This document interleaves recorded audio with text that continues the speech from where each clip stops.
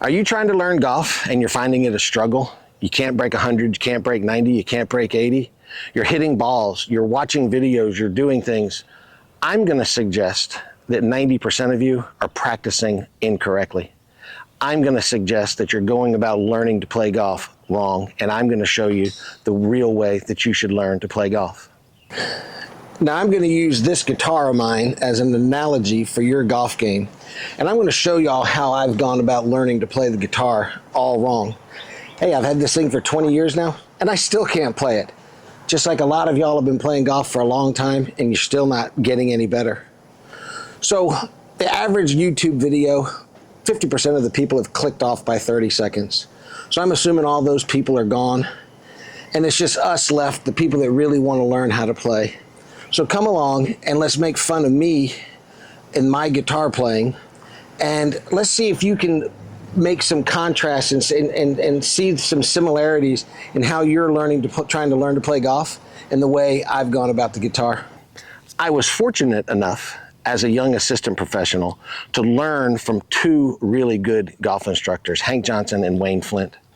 And I'm going to be talking about Hank Johnson in this one, because Hank wrote a book back in the mid-1990s called How to Win the Three Games of Golf. And the three games of golf are the swing, the shot, and the score.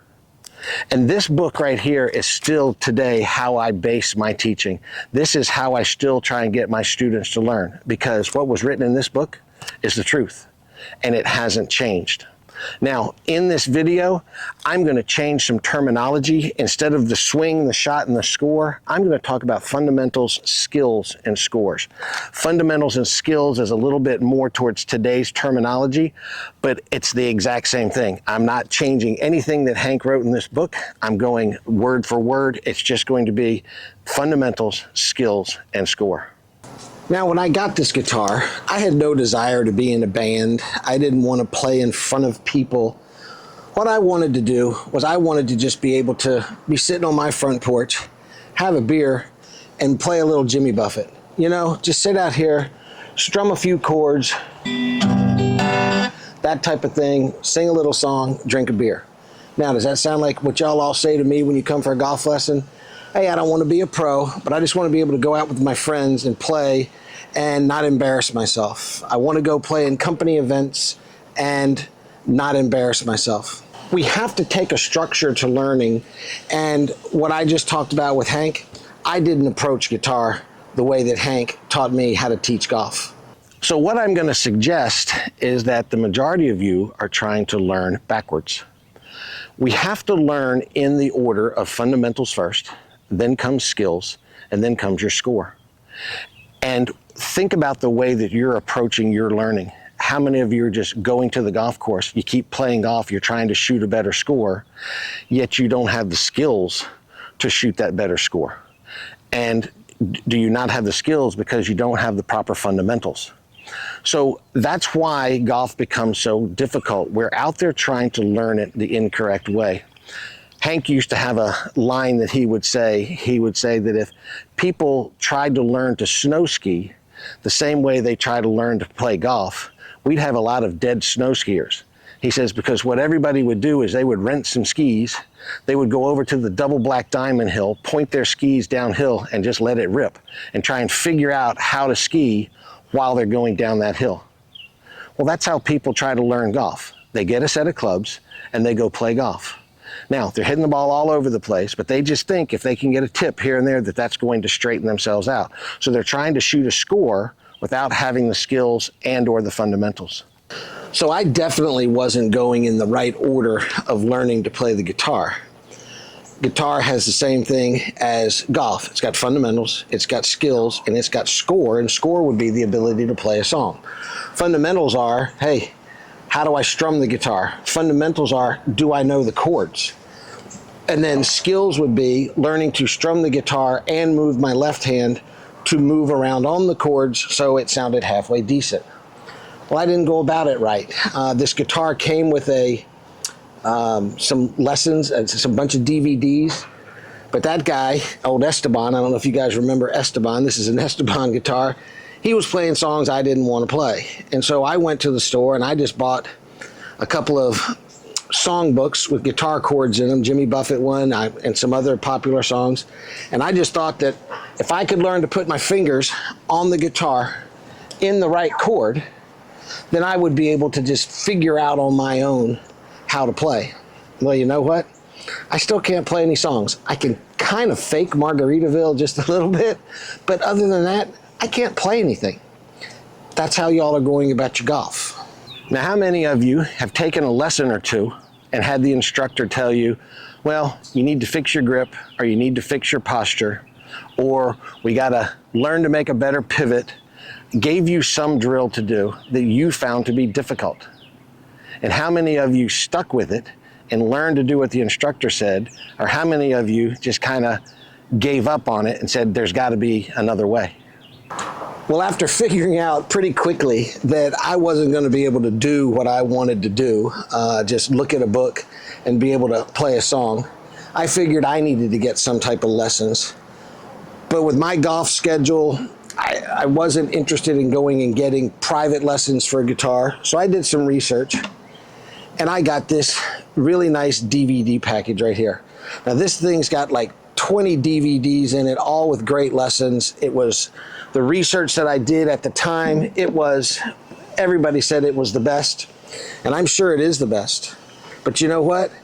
It started me off with the fundamentals. All it started me off learning to do was to pluck a string and move my fingers up and down the strings, okay? So that's the fundamentals. Well, that's the way I teach golf, and I understood that. But then all of a sudden, it got me trying to play two chords. The C chord, which is a chord that I still can't play worth a dang, and a G7th chord, which I'm really not good at. And it had me trying to practice those two chords. And I sucked. And it got frustrating. And so what I would end up doing was I would end up putting the guitar down for a couple of days. And I would leave it alone. Well, then a couple of days would turn into a week, and then a week would turn into 2 weeks. And then, eventually I would say, let's start all over again. And I would go put that first DVD in one more time. And I would get to the point where it got to that G and that G7, the G7th and the C chord, and I would get frustrated again. It's what I see my students do. They get to something that's difficult and they want to give up. So here's the reality. I've never made it through the first DVD or first CD of this series. I've never even gotten to the end of it. How pitiful is that? Does that sound like y'all trying to learn to play golf at all? So how many of you had that first set of golf clubs, may have been a inexpensive starter set, or maybe a set that you were handed down from a family member or a friend gave you an old set of their golf clubs, and you were trying to play golf and you got struggling and your thought came into your head, well, maybe these golf clubs weren't fit right for me. Maybe if I went and got a set that was fit for me, or maybe a little more expensive set, it would help me out. Well, let me introduce you to my other guitar. This is a classical guitar. Now, I've had two other guitars in between that one and this one. That one I gave away. The other one was another Esteban that I got real cheap somewhere, and I gave it to some kid that wanted to learn how to play golf. But I had bought a classical guitar, and I actually kind of liked the classical guitar. But the reason I bought the classical guitar was because there was more room in between the strings. And I was making excuses of why I couldn't play this one. Well, my fingers are too big. Well, my fingers don't stretch far enough. Well, my fingers are too fat. I can't hold it this way, blah, blah, blah, whatever the case was. I'll buy a guitar that's a classical one that has nylon strings instead of steel strings, and this will be a whole lot easier to play. And I'd strum it, but I'm actually missing a string on this one. I had one break. But let me tell you, I can't play this one either. If I couldn't play that one, I couldn't play this one either. So it's not the equipment, it's me. And it's about how I am going about learning. I want you to think over the years about how many different golf clubs you've purchased with the hope that this new golf club would make you better. That, hey, the driver that I'm using, I keep slicing it, so I need to get another driver with a different shaft that's going to make me hit the thing straight. Or my putting is struggling, so I'm going to go buy a new putter because I don't like this other one anymore because I don't have any confidence in it. And this new putter is going to automatically make me start making more putts. Now, I'm very happy that I didn't go down the path of, well, if I had a better, more expensive guitar, that it would be easier to play. But I use this analogy and this guitar in my golf lessons all the time when my students are asking me that question. Well, if I went and got this specific driver, they've got a $150 driver and they're thinking if they get a $600 driver, it's going to make a world of difference. Well, I could have a $1,000 guitar sitting in my hand. I could have a $2,000 guitar sitting in my hand. And you know what? I couldn't play it either. But here's what I know. Somebody that knows how to play the guitar could make this $200 guitar sound really good. Somebody that knows how to play the classical guitar could take that classical guitar I have that I think I paid about $185 for and could make it sound really, really nice. So it's not the equipment. You're searching if you're doing that. It's not the guitar, it's me. I have not done the right things to learn to play the guitar properly. Now, how many of you have gone searching through YouTube or any other social media looking for that one tip that's going to change your golf game forever? I know you've seen those videos. This one lesson changed me forever. If I had known this years ago, my game would have been different. How many of you have been looking for that? Guilty with my guitar. I've watched a whole bunch of YouTube videos. Hey, what's the secret to playing the C chord better? What's the secret to strumming better? What's the secret to chord changes? Whatever it is, I was looking for the secret. Now, if I had just spent all that time looking for a secret and just sat there and actually practiced, I might be actually able to play this thing. So there's only one answer. And the answer is you have to learn things in the proper order. We have to develop really good fundamentals. We have to have a good grip. We have to have good posture. We have to have a good pivot. Once you have learned the fundamentals, you then can go develop the skills, okay? You can develop the skill of hitting a chip shot properly. You can develop the skill of hitting irons and hitting them up in the air. Whatever that skill may be, you can go develop that skill. And once you've developed the skill, then you can take your fundamentals and your skills and you can put them together and get out on the golf course and have a chance to learn to play golf better. Because I'm here to tell you, if you're out on the golf course and you're trying to hit a certain shot, let's just say a nice high flop shot, but you haven't learned that skill, well then you can't do it on the golf course. And if you don't go look and say, hey, do I actually have the fundamentals that I need in order to perform this skill? Well, then you're never going to perform the skill well. Yes, everybody can luck up and hit a shot every now and then, but you're never going to be able to repeat it. You can't skip steps in the learning process. Think back when you were in school, and we'll go to elementary school. You had to learn to add and subtract before you could learn to multiply and divide. What if the teacher had you skip adding and subtracting and went straight to multiplying and dividing? Nobody would have learned how to multiply and divide because you can't skip the step of adding and subtracting. Golf is the same way. We can't skip steps. We can't skip learning how to grip the club or learning how to posture our body or learning how to make a correct pivot and just go straight to the fact of, I want to go shoot the score that I want to shoot. So the way that I teach my golf students is the same way I have to approach this. I can't skip steps. I've got to learn these fundamentals first. Then I can learn some skills. And then I can play some songs. And I'm going to do it. I'm going to go back into this DVD series. At least I'm going to get myself through the first DVD. I'm going to make a promise to myself on that one. I've started that DVD probably 5 times over the 20 years and haven't gotten through it yet. But this DVD series, when you look at it, it's built the same way that I try and teach golf. It gets you to here's some fundamentals work, and then there's these workshops that I think they're teaching you skills, and then there's jam sessions that you're going to play a song along with them. Well, that's exactly how we try to teach golf, okay? Or at least how I try to teach golf.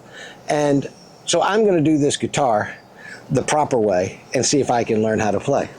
So if you go look at my YouTube video library, the majority of my videos are going to be structured in this manner of learning.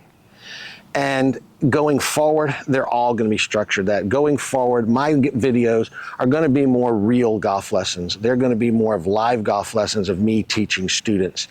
I'm tired of standing out here trying to come up with the clever title or the clever thumbnail that's going to get people to click on my video. I want to stand out here and give you real golf lessons, real things to learn so you can actually improve your game for the long haul.